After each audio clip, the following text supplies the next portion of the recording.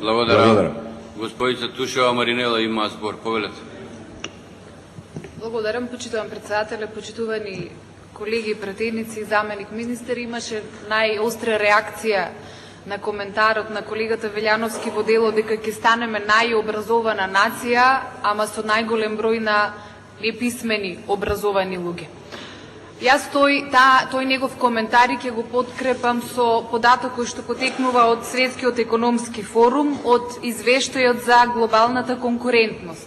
Овде има неколку индикатори кои што ќе ги цитирам подоцна во текот на излагањето, меѓутоа во овој дел конкретно одговара индикаторот достапност на научниците и инженерите, кој што во 2006 година сме биле на 61-то место, а во 2011 година сме стигнале на 114-то место. А верувам сите сме свесни за колкав процент се зголеми бројот на универзитетите и факултетите кои што нели нудат и образуваат идни научници, инженери и така натаму. Па можете да замислите ако имаме пат за 100%, а имаме таков процент на зголемување на научно-истражувачки образовни институции, кој е квалитетот на овие институции. Меѓутоа да почнам по ред. Во делот на моето денешно излагање, колегите пред мене зборуваа повеќе за законот, ќе зборувам и јас, меѓутоа главно сакам да се фокусирам на парите кои што се одделуваат во македонскиот буџет за научно-истражувачка работа и следно парите кои што како држава, кои што македонските институции ги користат од европските фондови, односно 7-та рамковна програма. И ако направите споредба за тоа во колкав процент македонските граѓани, македонските институции ги користат европските пари, тоа ќе биде на едно навистина ниско, катастрофално ниво. Меѓутоа, во делот на 7-та рамковна програма, тој процент и не е така лош, меѓутоа е 15%. Почитувани колеги, овде аплицирале од 2007 година до 2011 година 347 проекти, меѓутоа одобрени биле само 48 проекти. И уште еден податок говори за гаснењето комплетно на ентузијазмот или пак можеби на информираноста на институциите, бидејќи во 2007 година бројот на одобрени проекти биле 20, а во 2011 година бројот на одобрени проекти биле 2. Значи, исто средства имате на располагање, средства за кои што државата платила од 2007 до 2013 година влезен билет од 7.362.000 евра, да имате одобрени проекти во 2007 20, а во 2011 само 2 одобрени проекти.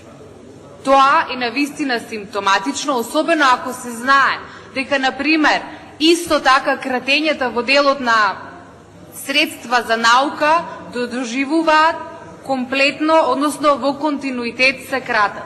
Па така во 2009 година процентот на кратење бил 0,5, за во 2010 и во 2011 година тој повторно да доживее сериозен пат и да стигне до 0,2% од буџетот. Зборуваше и колешката претходно, просекот на европските држави не е 2%, најголем дел од нив издвојуваат 3% од буџетот за научно-истражувачка работа. Меѓутоа, кај нас тоа воопшто не е приоритет и воопшто не се случува и покрај тоа што и во националната програма за приближување на македонското законодавство ревизија 2012 година, тоа се наведува како проект. Значи, во буџетот со ребалансот кој што е во тек од 820 милиони денари за наука е скратено на 395 милиони денари. И скратени се двата проекти кои што се наведени во ревизијата на националната програма 2012 дека во континуитет ќе се одвиваат. Односно, проектот набавка на наставно-научна и истражувачка опрема за јавните научни институти и државни универзитети, комплетно скратени се средствата, и следниот проект превод на 1000 стручни научни книги и учебници. Исто така и овој проект доживува комплетно кратење и покрај тоа што македонската влада, македонскиот секретаријат за европски прашања, ова го предвидел како активност кој што во текот на 2012 година ќе се спроведува. Македонските институции, главно македонските универзитети и македонските истражувачи, најчесто биле дел од програмата соработка и капацитети, меѓутоа навистина мали и апликации или малку по број апликации и добиени проекти во делот на програмата Марија Кири, кое што се работи или се однесува на истражувачите и на научниците, особено млади истражувачи и научници. Овде има одобрено единствено 2 проекти, а во делот на програмата Идеи, која што финансира врвни истражувања, нема ниту една успешна апликација.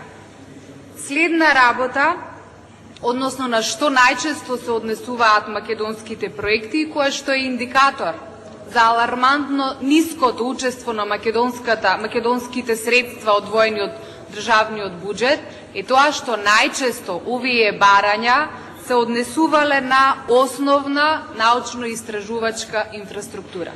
Почитувани колеги и почитувани граѓани, дали некој се сеќава на ветувањето на ВМРО ДПМН од 2006 година за вложување на 70 милиони евра во македонската наука, односно за научно-истражувачки проекти, за основна истражувачка инфраструктура. Од 2006 година до денес, вложени од двете ни 70 милиони, се само 3 милиони денари. Значи, ова укажува дека навистина нема интерес за вложувања во оваа сфера и покрај тоа што тоа е единствениот, односно основен и сериозен двигател во државата. Понатаму исто така реков дека сакам да зборувам за светскиот економскиот форум, односно извештајот на глобалната конкурентност, кој што исто така е уште еден показател за нивото, односно за стагнацијата, меѓутоа и за уназадувањето во овој дел, односно во групата индикатори и иновации од 92-то место во 2006 година имаме пат на 105-то место во 2011 година. Предходно го спомнав индикаторот достапност на научници и инженери. Од 2006 година на 61-то место имаме пат за речиси 100%, 2011 година на 114-то место. Исто така ги спомнав и предходно процентите на Светска банка, кои што исто така не рангираат на опашката на нивната листа, не само по процент на вложувања во Европа, туку и во нашиот регион, во конкуренција и со Албанија, и со Црна Гора, со Босна. Навистина, повторно се наоѓаме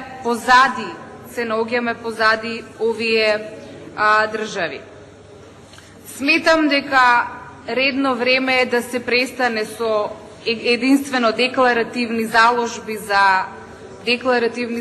за развој на македонската наука и македонскиот научно-истражувачки простор, кои што ги среќаваме и во овој закон, а на крај навистина реализацијата ќе биде многу слаба.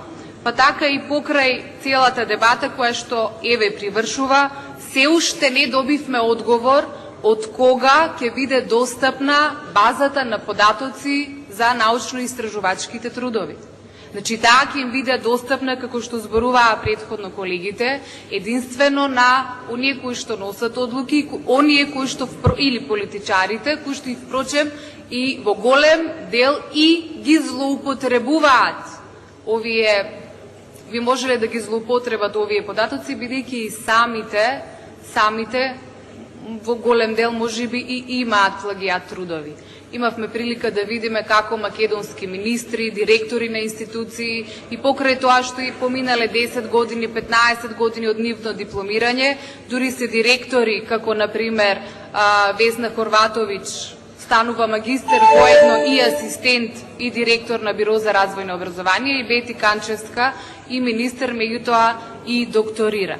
Значи имаме проблем кај што носителите на одлуки на јавни функции докторираат и магистрираат за исклучително краток период, немаме можност, односно не знаеме од кога ќе стане достапна таа база на податоци, за конечно да видиме, да ги истестираме